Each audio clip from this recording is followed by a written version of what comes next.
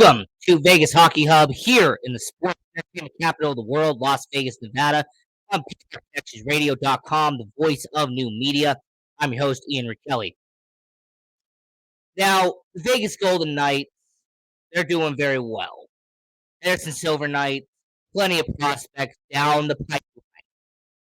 And UNLV Rebels Hockey, going to be a supporter of them. Always will support UNLV Rebels Hockey. I believe what their program is doing is phenomenal. But there is one conference, one division, one aspect of college hockey who affects not only Vegas, but affects the NHL as we know it. A division that is arguably the best in NCAA college hockey, best in U.S. college hockey. Because let me break this down real quick before I get into the meat and potatoes of it. Let me break it down. So you have the major Canadian hockey junior leagues. All right, you have the OHL, Ontario Hockey League, WHL, the Western Hockey League. You have the KMJHL, the Quebec Junior Major Hockey League. All right, those are the main ones in Canada. And then here in the United States, you have the United States Hockey League, which is a precursor to the NCAA, a precursor to college hockey.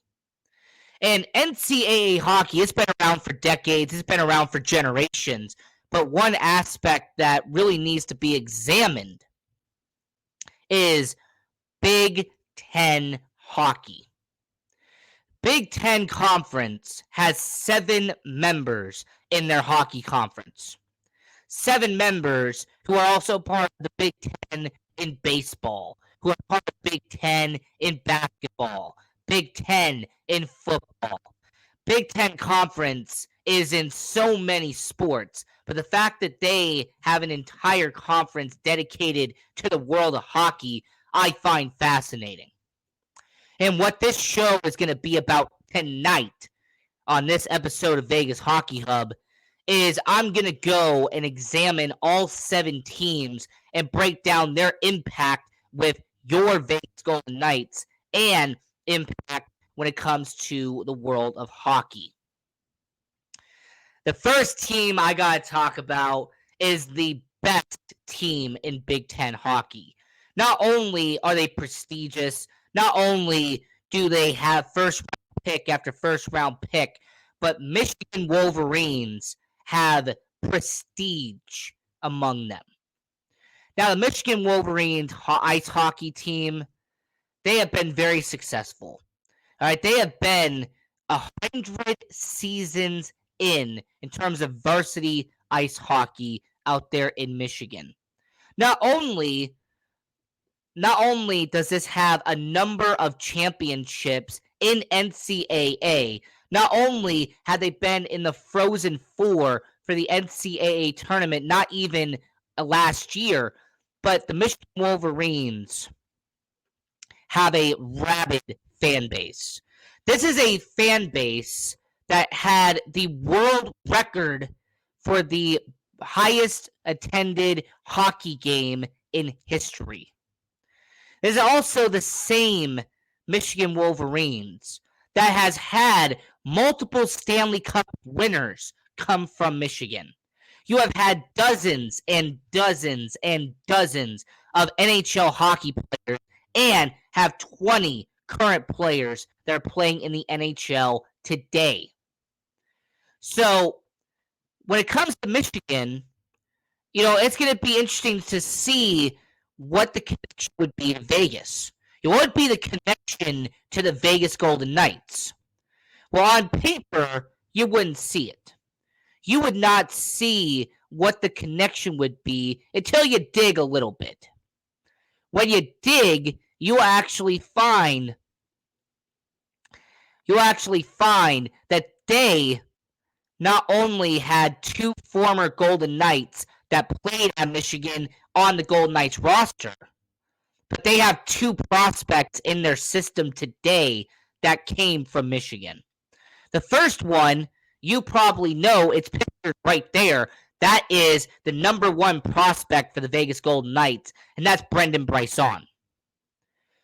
Brendan Brisson being the number one prospect, being their first round pick in 2020, was one of the notable standouts from the Michigan Wolverines team that went to the Frozen Four in 2021 and Frozen Four in 2022.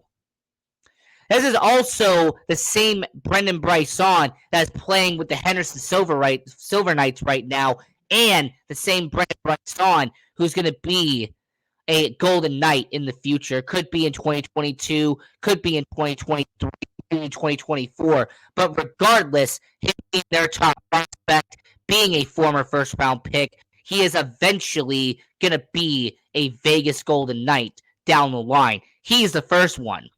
But the second one was drafted later in that same 2020 draft, and that is Jackson Holm. Jackson Holm was drafted 91st overall in the 2020 NHL draft. So for a guy who was drafted in the third round of the 2020 NHL draft, well, what has happened to him? What has become of Jackson Holm?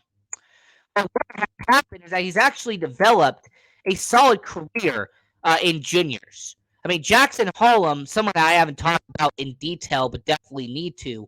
This is a guy who has been part of University of Michigan, 7 points in 16 games. This is after being in the USHL for the Green Bay Gamblers, where he put up 49 points in 41 games in 2021, 2022.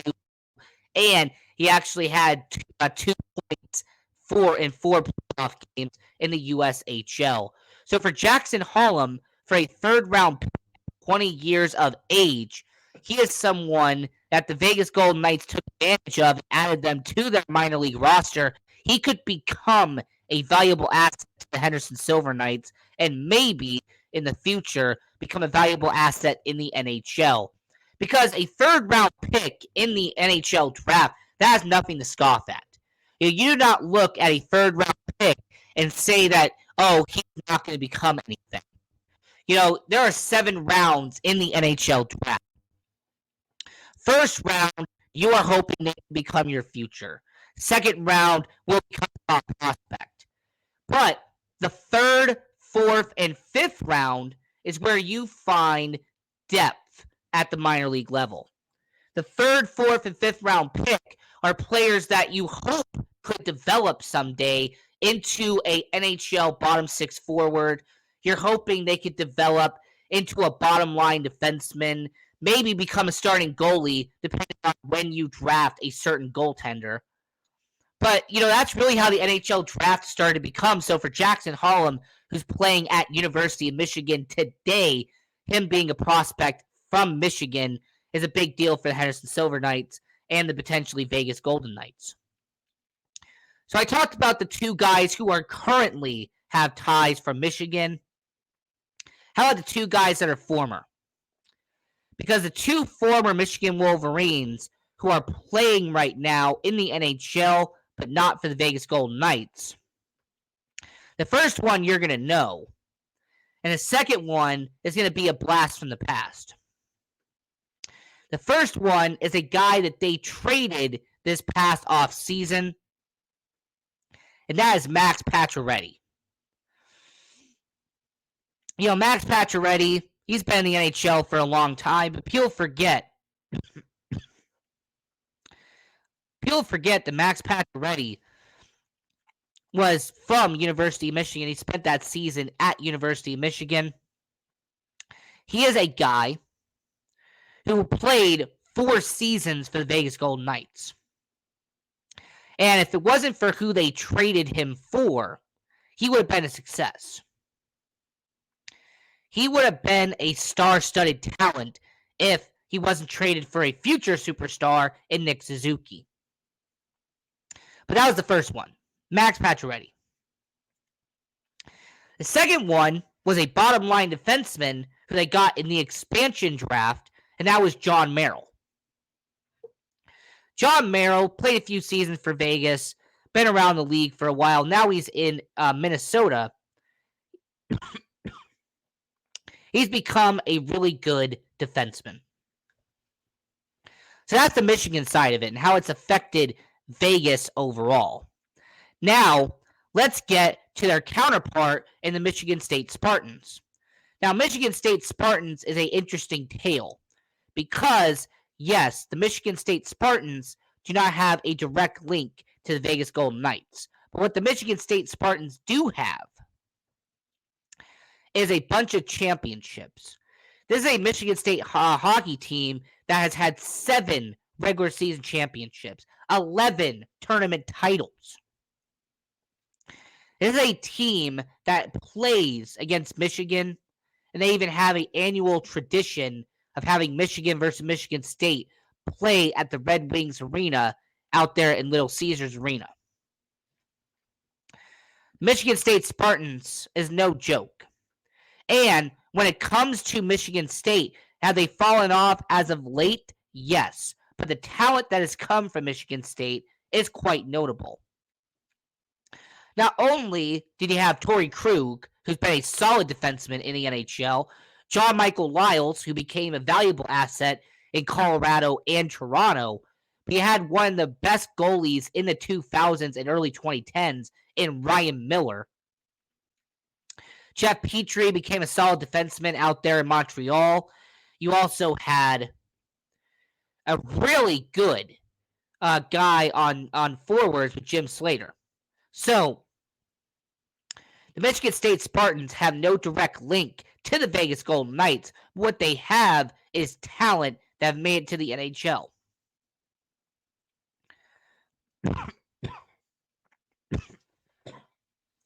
Now, this team here is recognizable, notable, and is one of the best in college hockey. And there's definitely are some connection to the Vegas Golden Knights. The Michigan State Spartans have been the iconic legacy-building franchise in college hockey. This is an ice hockey team that has had 5 national championships in NCAA.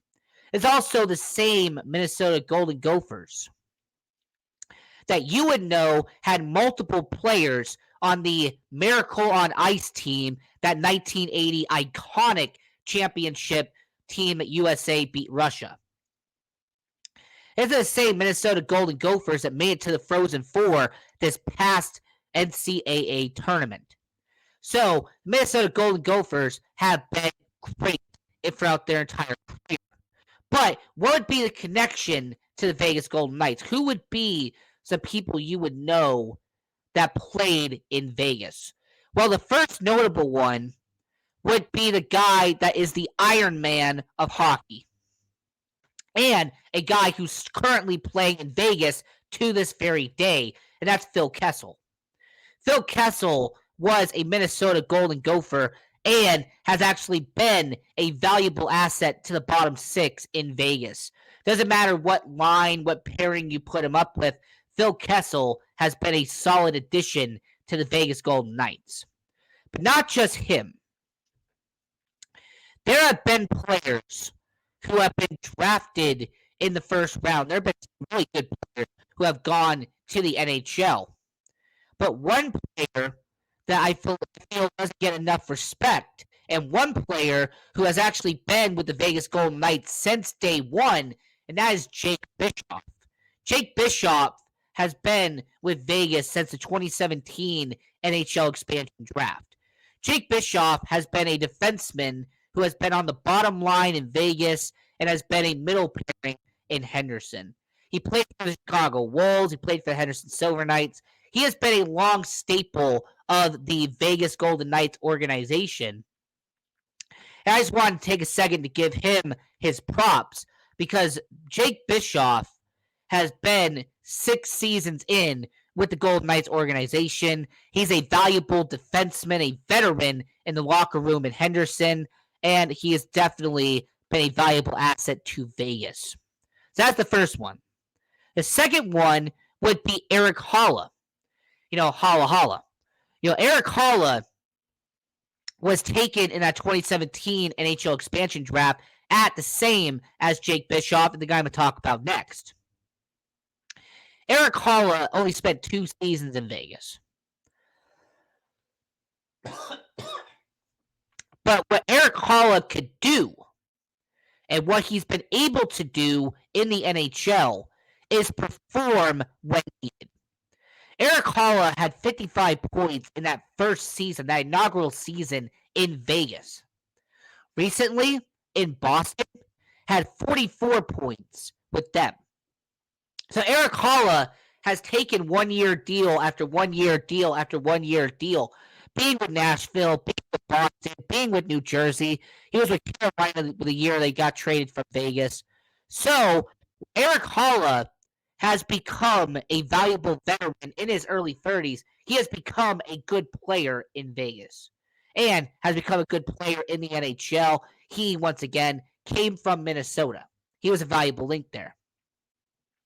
And the last guy is someone you probably didn't expect, but he was an undrafted free agent, did not get drafted, but was a, I must say, valuable part of the Vegas Golden Knights in year one. If you do not have him, he does not become the great player he once was and became the fan favorite that he still is today. And that is Nate Schmidt. Good old Schmitty. Nate Schmidt played 3 whole seasons with the Vegas Golden Knights. 36 points, 30 points, 31 points. He gets traded to Vancouver. Had 1 season there. His stats dipped because he did not fit in Vancouver. He goes over to Winnipeg, and he has become the defenseman he was in Vegas. It's a situation where the Winnipeg Jets have brought back what Nate Schmidt was. He has brought back the guy that we all knew Nate Schmidt was in Vegas. So Eric Holla, Jake Bischoff, Nate Schmidt were all valuable members of the Minnesota Golden Gophers and now have Phil Kessel as part of the organization. So Minnesota has had valuable links to the Vegas Golden Knights. Notre Dame, there really is no connection to Vegas, but I want to talk about Notre Dame real quick because of what college could be. Now, Notre Dame does not play Big Ten basketball. Notre Dame does not play Big Ten football. But who says that when Notre Dame is forced to pick a conference, why wouldn't it be the Big Ten? Notre Dame is an independent in football. They've been independent in college football for a long time. But why not join the Big Ten? Why not complete the transition? After all, Notre Dame in Big Ten hockey, they're there for a reason. All right, the Big Ten having Notre Dame there was no coincidence. So my argument for you here would be if Notre Dame already has the NCAA tournaments, they already have what they're doing out there in the Big Ten in hockey, why not complete it? Why not become the Big Ten in college football? Why not join the Big Ten in college basketball? I believe Notre Dame would actually be perfect going over to college football in the Big Ten. You would get to see Notre Dame versus Ohio State every single year. You would see Notre Dame versus Michigan every single year. Can you imagine the box office, the tickets, the amount of money that'd be made off of that? So yeah, Notre Dame, no connection to the Vegas Golden Knights there. But what Notre Dame values in terms of money and in terms of prestige to the Big Ten, that is a valuable part. Ohio State, Leighton Ayak would be the connection here. Leighton Ayak, the defenseman for the Henderson Silver Knights, a very valuable defenseman to the Henderson Silver Knights. He played for Ohio State, got his shot in the Vegas Golden Knights system, got drafted by them. So Leighton Ayak being part of Vegas is a good part there. But when it comes to Ohio State, very similar to Michigan and Minnesota, they have some great players who have played for Ohio State. Ohio State has had some really good players who have come through Ohio State and have played at the NHL level from Ohio. There's even been talk about Ohio State. There's even a guy in the future draft who is going to come from Ohio State that will be taken in the NHL draft. Watch out for him. So, Ohio State's pretty good. Michigan, really good. Minnesota, the pinnacle and the prestige of the Big Ten hockey. And then you have Notre Dame, who brings in the money, who brings in the value of the Big Ten. So the last two are people who are brought over from the rest of the Big Ten Conference, and that's Penn State. Penn State having a hockey team, some people are going to totally forget they even have a hockey team. But people who do, Penn State has actually been not bad. I'm not going to say that they are the cream of the crop, or they're as successful as they are in college football. But what Penn State has, no doubt, is they have a very loyal fan base. One thing I have to give credit to Penn State to this very day is the amount of valuable and diehard fans who love Penn State. They love them to this very day. So Penn State has the loyal fan base. Michigan has a loyal fan base. Ohio State has a loyal fan base. Notre Dame has a loyal fan base. But this team as well is very loyal. All right, Wisconsin is built on hockey. There's no secret that Wisconsin loves hockey. Minnesota is born off of hockey. Minnesota, their college level, they get a lot of NHL players that come from Wisconsin. So when it comes to Big Ten hockey, that's really all you can say. Wisconsin is really good. Penn State, loyal. Michigan, Minnesota, they compete for championships. Michigan State, they made the tournament. Ohio State, they made the tournament. That is what this Big Ten hockey really is. And I know that there's people who are saying that they're going to expand, because I know that with UCLA, USC, there's a bunch of teams in the Big Ten that are going to have hockey teams. So let me ask you, do you believe the Big Ten should expand? That the Big Ten should add more to the Big Ten Hockey Conference? Or should it stay at 7? Should it stay at the 7 teams they have right now today? So, now, when it comes to Vegas Hockey Hub, this has been a fantastic show. And you know what? We're going to have more episodes down the line talking about, hockey, talking about the Henderson Silver Knights, talking about the Vegas Golden Knights. I also want to give a shout out to UNLV Rebels Hockey for what they have done. But when it comes to Vegas Hockey Hub, we're going to have more shows on the way. I have a show talking about a certain player in Vegas and what has happened to him since joining the Vegas Golden Knights. Watch out for that.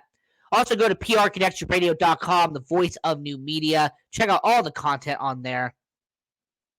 Cozy Stone, she did an interview recently. An amazing interview. I'm a huge fan of Cozy Stone. I think what she's doing on this network is exceptional.